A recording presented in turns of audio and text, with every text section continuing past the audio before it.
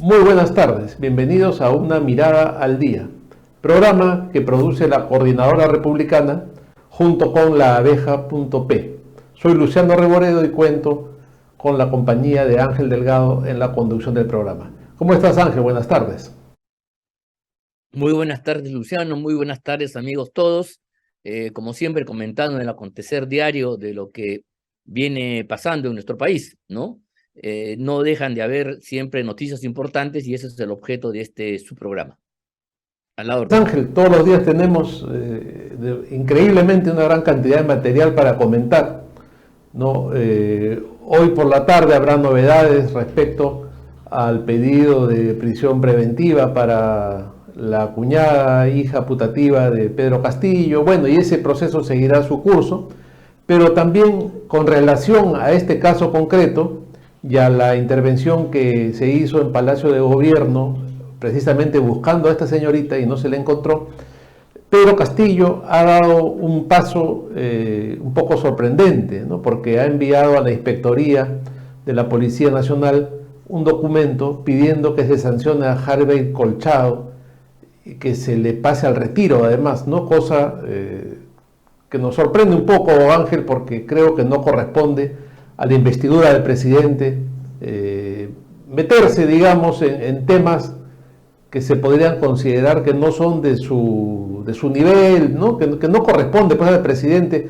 Ahí tenemos, mira, el documento que él ha enviado, tenemos la primera cara de este documento, donde pide, con motivo de que se llevó este allanamiento de cerraje y registro del domicilio con fines de detención e incautación de bienes de Jennifer Paredes Navarro, ¿no? Él pide que se le pase el retiro, en la parte de más abajo del documento, creo que está David esto, que se le sancione y... No, hasta ahí termina, ¿no? Que se le sancione y bueno, y se le pasa a retiro, proceso disciplinario, se abre investigación contra Harvey Colchado Guamaní y al culminar el mismo se imponga sanción de muy grave, en consecuencia su pase al retiro. Claro, esto también tú como abogado podrás explicarlo mejor, pero es una cosa increíble que se diga que se abre investigación y al culminar se le imponga la sanción de muy grave. Entonces, ¿para qué se investiga? No, ahí hay No, una situación un poco extraña, porque si uno dice que se investigue y se aplique lo que corresponda, ¿no? Pero que no puede decir investiguese y luego de eso sanciónelo y páselo al retiro. Ya está dando por hecho que la investigación va a concluir en algo que él está pensando de antemano.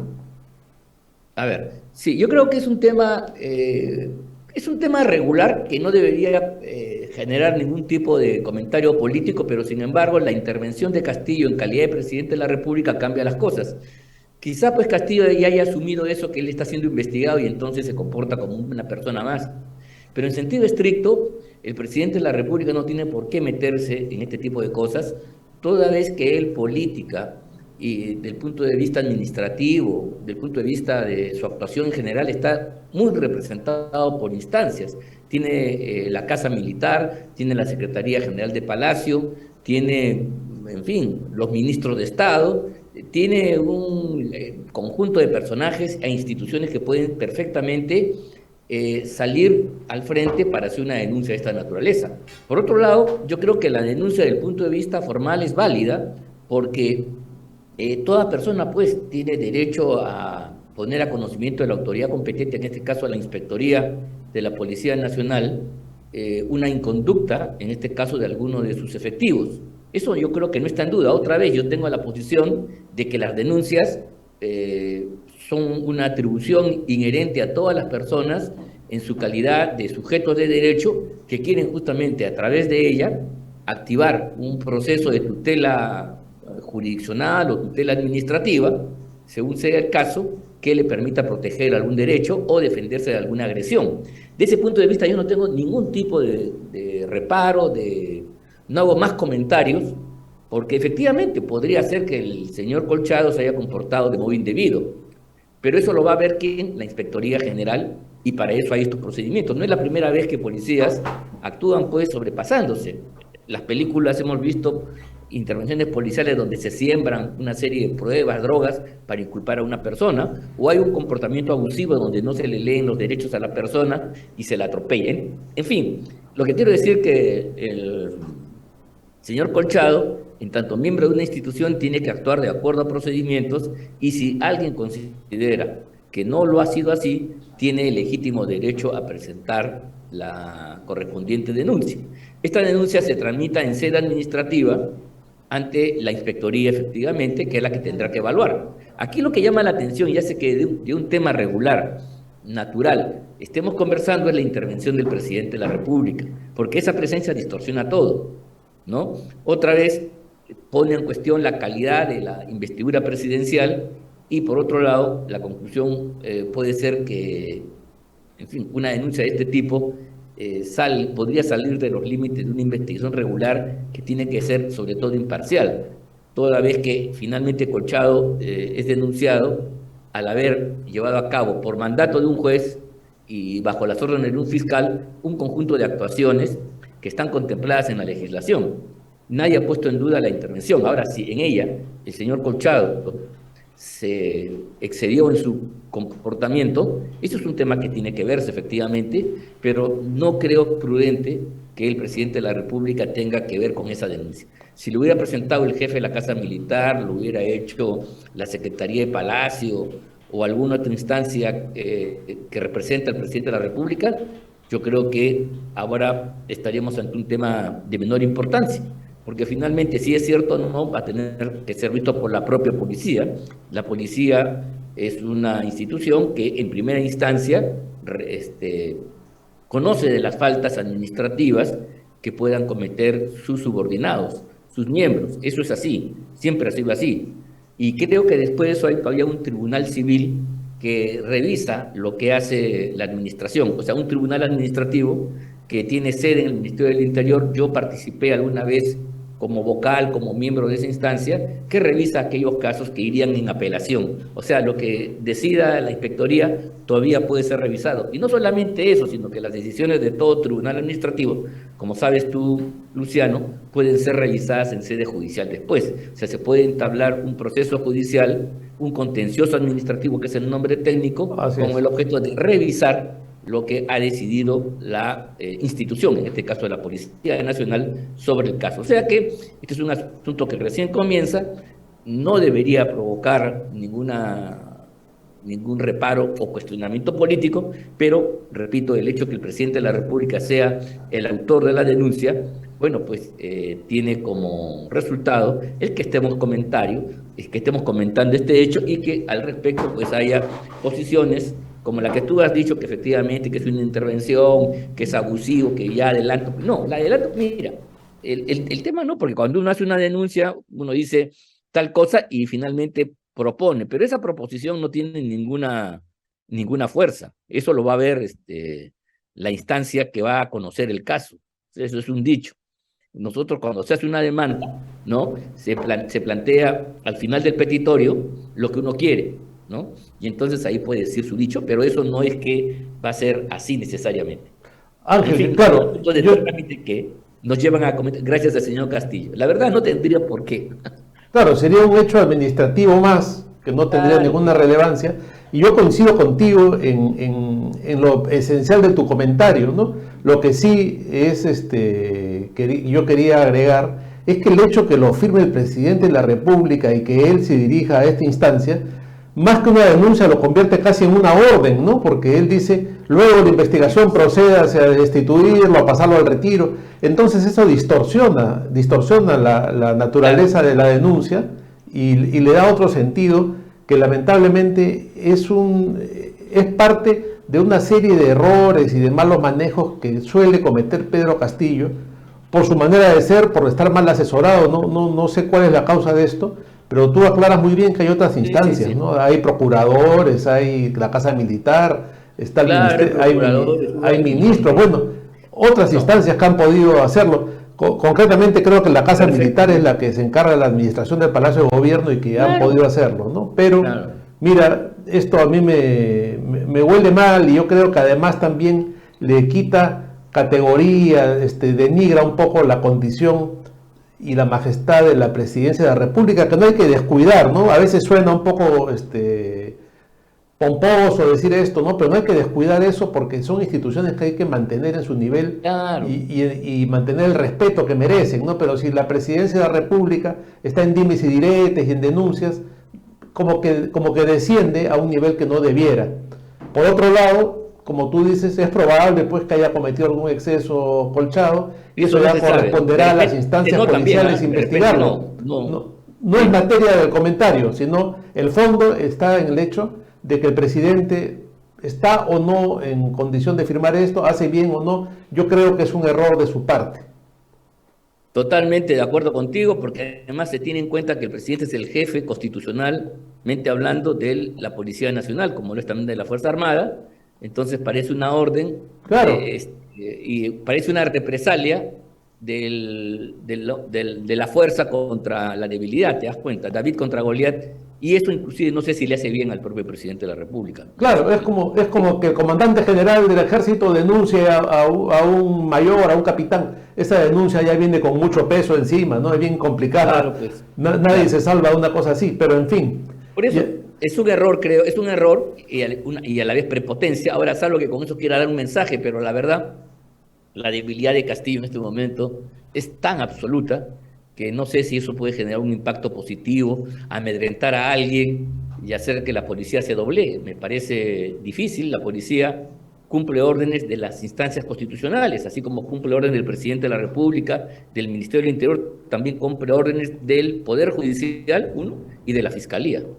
Son sí, órganos a los cuales está la policía como administración subordinado y tiene que rendirle resultados y constitucionalmente digo, si a Colchado lo metieron en esta intervención en la casa, en la residencia de Palacio, bueno, pues eso es algo que es parte de su trabajo.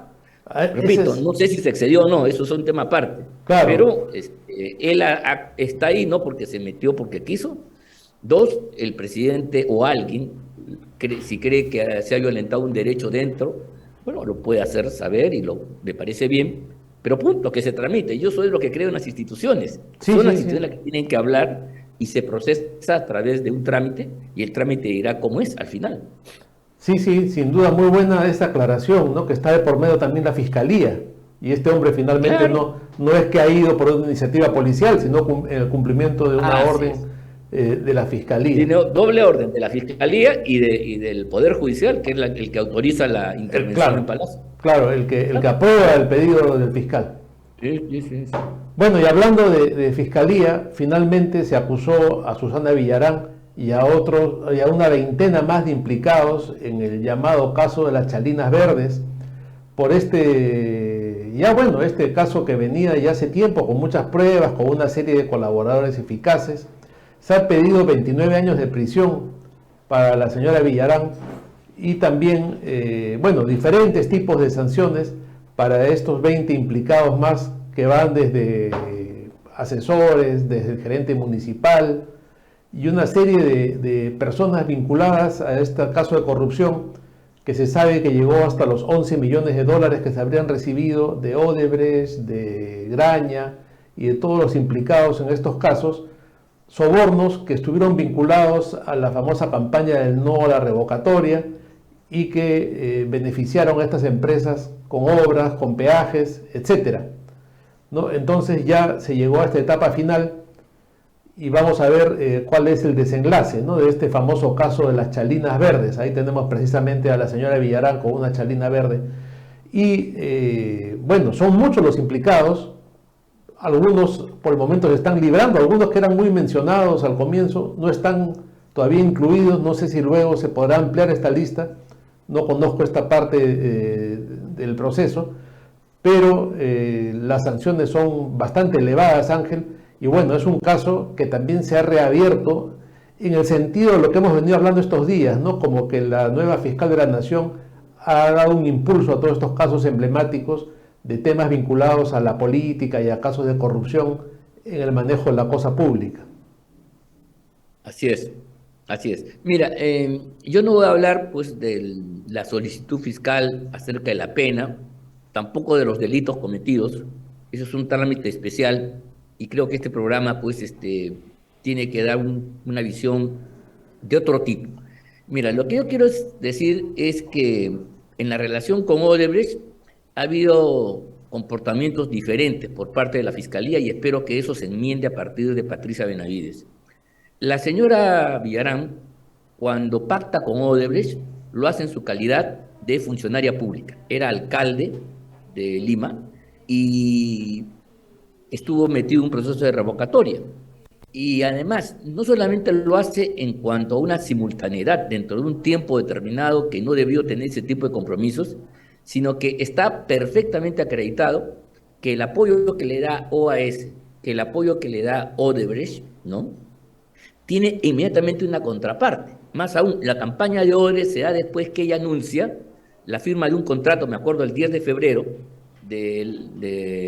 un 10 de febrero, en el cual ella anuncia que se van a hacer, se ha entregado una concesión justamente a Odebrecht, que forma una empresa especial que se llama Rutas de Lima, con el objeto de llevar adelante algunas obras y tener una recuperación de 30 años. O sea, se le entregan los peajes de la capital por 30 años a cambio de que ejecuten un conjunto de obras. Y en el caso de OAS, el contrato que ya venía de atrás de la época de Castañeda es ampliado de 30 a 40 años. Estas dos acciones que fueron anunciadas un 10 de febrero, no me acuerdo del año, pero la 10 de febrero tengo la fecha porque fecha de mi cumpleaños, pues lo tengo presente.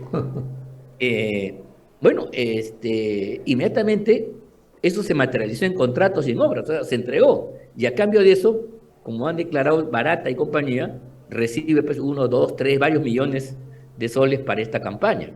En realidad lo que hizo Odebrecht fue comprar el alma de, como la piel de zapa, ¿no? Le compra el alma a la municipalidad y a partir de ahí estas dos empresas brasileñas investigadas por corrupción son las que van a tener el control de las principales inversiones y negocios de la Municipalidad Metropolitana. O sea, esta señora que aparece en la foto le entregó a estas dos empresas brasileñas el manejo de todas las finanzas y los proyectos de la municipalidad.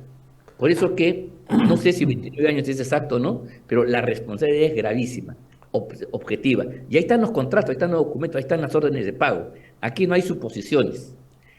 Y esto es totalmente diferente a los otros casos, porque en los otros casos, cuando Odebrecht se relaciona con otros políticos, por ejemplo, en el caso de Keiko Fujimori, no lo está haciendo con una funcionaria pública. Exactamente. Lo está haciendo con alguien que está postulando.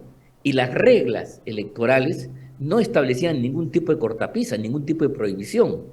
Y en todo caso, no se puede hablar pues, de delitos de corrupción de esa manera, porque finalmente no hay pues la contraparte de una obra, un servicio público al servicio de esta empresa. Por eso es que la Fiscalía hace unos razonamientos realmente absurdos que hoy día están siendo rechazados sistemáticamente por el tribunal correspondiente. ¿Por qué? Porque se decía, no, que esto era una coima adelantada. Eso es un concepto inaceptable en el mundo de derecho. ¿Me explico? Porque yo he visto personas que sin haber pagado nada se han levantado después en peso una municipalidad, un ministerio, y gente que aportó en campaña, me consta, yo he visto, no ha recibido nada por esas razones. O sea, no hay ninguna relación automática ni necesaria entre haber dado un aporte de campaña y que te den una obra. Y segundo, hay que ver cómo te la dan. Porque si la obra te la dan, pues tú te la ganas en condiciones legítimas, no hay nada que hacer. Tampoco es un impedimento.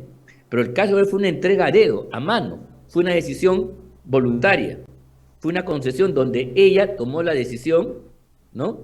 Y a cambio de entregarle la municipalidad, los servicios, los peajes, las carreteras de la municipalidad a estas dos empresas mafiosas, recibió una campaña para ser sostenida en la municipalidad. Claro, lo que hizo Odebrecht fue, en el fondo, sostener a su alcaldesa. Asegurarse, claro. Había hecho una inversión y tenía que mantener a la persona que le garantizara la misma. Claro, eso, no, por eso sin duda, creo que sin la duda eso fue. culpabilidad de ella es infinitamente más grave que la de todos los demás. En otros casos, no son más que aportes de campaña. Y eso es un tema fundamental, el aporte de campaña en las fechas en las cuales no era siquiera delito. Por eso que la Fiscalía tiene que reconducirlos a hacer lavado de activos para poder hablar de 30 años de prisión, ¿te das cuenta? Y poder deducir una prisión preventiva de 3 años.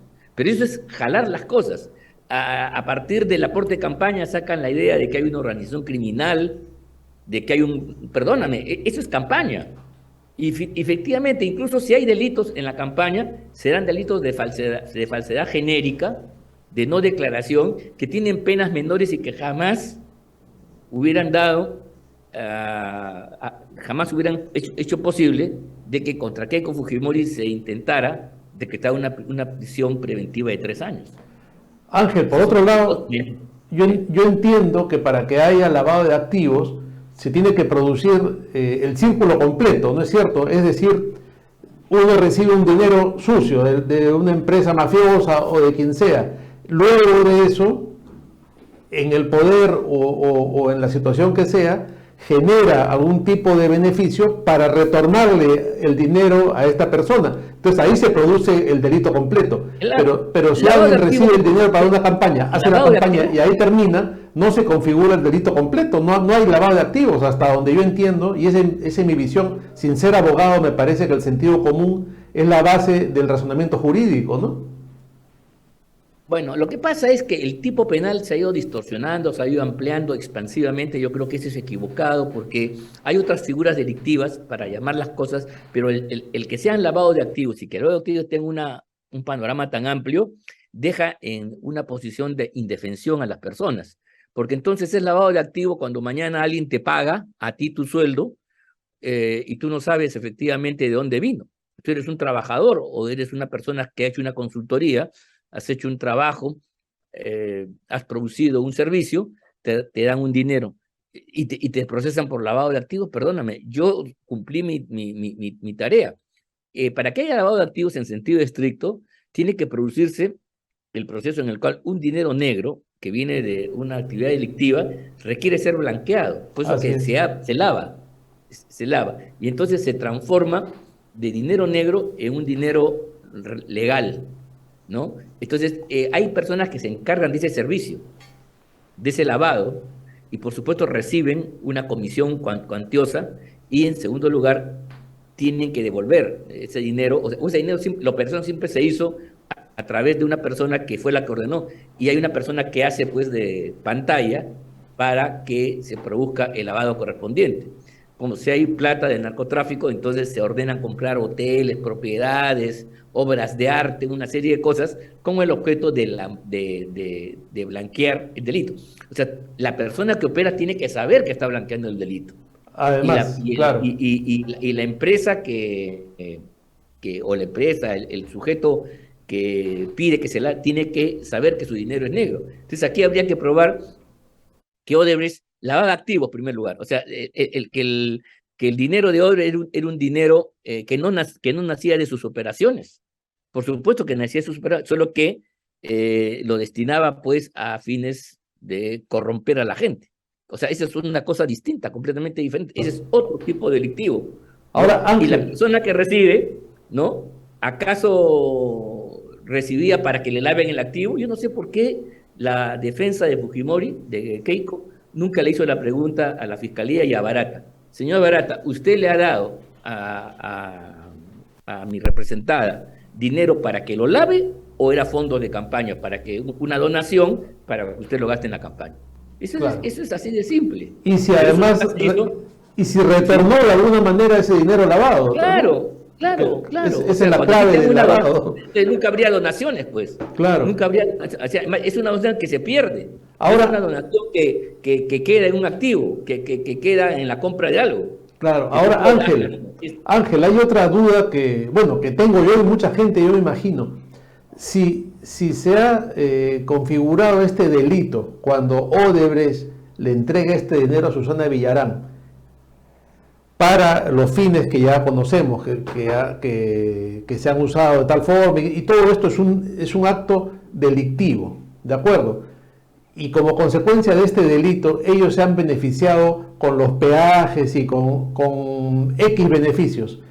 ¿esos contratos que son consecuencia de este delito son válidos, son nulos? ¿Qué podría pasar con los peajes? ¿O eso ya es un hecho consumado y sigue para adelante? Porque esos 30 años de peaje son consecuencia de este fraude, de este delito, ¿no? ¿O se van a mantener así? ¿Qué va a pasar? No, ahí la ciudad perdió una gran oportunidad porque si a la señora Villarán y a Odebrecht, o sea, a los que han firmado el contrato, lo están procesando de un acto delictivo, de fraude, de corrupción, de cohecho, en fin, en fin, de toda la gama de delitos que está siendo acusada, entonces es obvio que un delito donde las partes al suscribir este contrato cometen un delito, el contrato, el hijo de esa unión, de ese matrimonio, no puede ser válido, no puede ser legítimo. Claro. ¿No? Entonces, ese es el tema, pero sin embargo no se ha querido operar. Ahí ha habido intereses, primero en la municipalidad, de no dar ese paso fundamental. Yo creo que ahí, incluso en la época de Castañeda, lo digo, Castañeda es muy amigo mío, yo creo que es una persona que ha sido un gran alcalde y tendrá que ser reconocido en su momento, no actuó como debió en ese momento. Yo creo que ahí él tenía que haber denunciado. Apenas se conoció que Villarán, Yodres, habían entrado en una componenda delictiva, ese contrato, que era lesivo, debió ser declarado nulo. Ahora, lo cual no significaba ningún tipo de confiscación, porque como es un contrato de concesión a 30 años, es una concesión que está en función a obras que hace Odebrecht o no. Entonces había que parar el contrato y decir, bueno, ¿cuántas obras ha hecho Odebrecht? En realidad, para eso no te había dicho muy pocas, ¿ya? Muy pocas. Bueno, pero se las valoriza, ¿correcto? ¿Cuánto cuesta? Sí. Y en lugar de que se pague a 30 años con los intereses y el financiamiento, que esta cosa, porque aquí el negocio de las concesiones no es el pago de la obra, sino el financiamiento de la misma. Y esos 30 años es un negociado gigantesco. Tú no te puedes imaginar cuántas veces el monto y la utilidad se multiplica. Porque una cosa es que a ti, que tú pagues, tú valorices estas pistas, este paso a desnivel, esta obra de vialidad, ¿cuánto cuesta? Podrá costar más o menos, ¿ya? ¿Correcto? Pero se tasa y al final se paga. O sea, yo digo que el Estado o la municipalidad pague la obra que se ha hecho, pero que no se obliga a 30 años a seguir con un contrato que, según decían algunos economistas en esa época, que ya no me acuerdo bien, que en los primeros 5 o 6 años se cumplía con resarcirse plenamente la inversión, y todo el resto, o sea, 25 años para adelante, no era más que ganancia, ganancia y sobre ganancia. No sé si me explico. Sí, no, claro que sí. ¿No? Ha podido venderle estas acciones a otras empresas y la otra empresa ha aceptado el riesgo porque es un contrato realmente fabuloso. Porque una vez que tú haces la obra, lo que tienes que sentarte a ver es cómo va llegando dinero, cómo ingresa el dinero a tu escritorio, a tu bolsillo, sin ningún tipo de problema. Claro, por eso es que los franceses llega unas tasas compraron... que evidentemente no son el pago que si la obra se hubiera ejecutado a través de un contrato de ejecución de una obra normal, donde se paga lo que corresponde. Claro, sí, no, sí, por eso es que los franceses compraron todo sin ninguna objeción y complicaron más aún cualquier acción legal que se pueda tomar después. Por otro lado... Y eso se ha permitido, mira tú, claro. O sea, toda la acción que hicieron los gobiernos, Lagarto y Vizcarra, no estuvo dispuesto a combatir la corrupción, sino fue la coyuntura precisa para deshacerse de un sector de la clase política peruana que era incómodo al poder de turno en ese momento, y particularmente a los caviares. Los caviares fueron los que llevaron adelante esta cruzada en nombre de la moralización, pero que significó en el fondo un mecanismo de persecución política, porque al final los únicos que han sido perjudicados realmente es el estamento político, que en un contrato de este tipo es la parte menos importante, sí, porque claro. El alcalde que ni siquiera conoce y te firma para recibir un viaje, una comida, o de repente le regalan, pues, no sé, algún tipo de baratija, como en los tiempos de cuando los españoles venían, le daban un espejo. Claro, eso es, pues, porque la gran utilidad, el gran negocio, sigue siendo el de la empresa. O sea, la empresa que es la gran culpable, Odebrecht, que ha sido la que ha tramado este fraude gigantesco contra el Estado peruano, ¿no? Acaba del lado de la justicia, y entonces el culpable es el portero, el funcionario que me abrió y me autorizó la puerta. Yo, por denunciar a ese funcionario, al cual le di una bagatela, porque no todos se comportaron con Toledo pidiendo 20 millones, cuidado, ¿eh? La mayoría de ellos, claro, en su ingenuidad, se vendían por centavos y entonces a cambio de esos centavos han resultado culpables y están en la cárcel. Eso, a mi juicio, es perverso, pero en fin, eso es materia de otra... Y además Ángel, Barata y Graña y todos los corruptores, digamos, de estas empresas, ahora son colaboradores eficaces y van a tener penas menores. Es otra parte que funciona, bueno, es legal, ¿no? Pero además, es lo más paradójico de este asunto, ¿no? Porque mira, una empresa corrupta, tú y yo hagamos una empresa corrupta, vamos a pensar, entonces no importa, porque si mañana nos agarran, denunciamos al alcalde, al funcionario, claro, al director, al jefe de tal organismo, y nosotros ya nos liberamos. Pero claro, si tú has sido el que has planeado todo, tú has corrompido al funcionario, tú le has dado un billete al portero, al policía, al que te abre la puerta, al funcionario, para que te dé ese contrato. Pero al final, como se quería perjudicar a los políticos y no perseguir a la corrupción, los responsables han sido los políticos que, salvo algunas excepciones, han recibido cosas, sí, y están bien que sean sancionados también, pero han recibido bagatelas en relación a las grandes utilidades ilícitas que se generaron por aquel tiempo. Claro, sí, lo mismo que las reparaciones que pagan estas empresas son mínimas comparado con los beneficios que han tenido, son colaboradores eficaces, van a tener sanciones de 4 o 5 años que se resuelven fácilmente, como tú bien sabes, y esa es la conclusión. Efectivamente, muy interesante ese enfoque que le has dado. Al delito. Que le has dado, sí. Delito. Aquí está marcado un pésimo precedente y la ciudadanía ha aceptado eso, claro, porque están ahí los malditos políticos. Entonces para fregar a la clase política había que torcer las cosas y realmente hubo jueces y fiscales que se prestaron a eso, hubo una prensa que se prestó a eso y esto fue dirigido por el Callaraje, ¿no? por el IDL, que tramó un psicosocial realmente de veras impresionante. Todavía no se conocen los detalles, pero algún día se sabrán. Algún día la historia dará cuenta de esto. Que se hizo usando esta información que se había recabado de casualidad a partir de unos expedientes en el Callao, de unos mafiosos secundarios que permitieron armar, digamos, toda una triquiñuela realmente monstruosa, ¿no? Lamentable, sí, todo eso, Ángel. Bueno, se nos ha ido el tiempo, nos tenemos que despedir. No te creo. Nos tenemos que despedir, se quedan algunos temas para ya tratarlos el día lunes. Que no, el lunes no será porque... a todos los amigos, deseándoles un buen fin de semana. ¿Sí? Nos despedimos hasta la próxima semana y le decimos muy buenas tardes. Y buenas tardes. Nos vemos.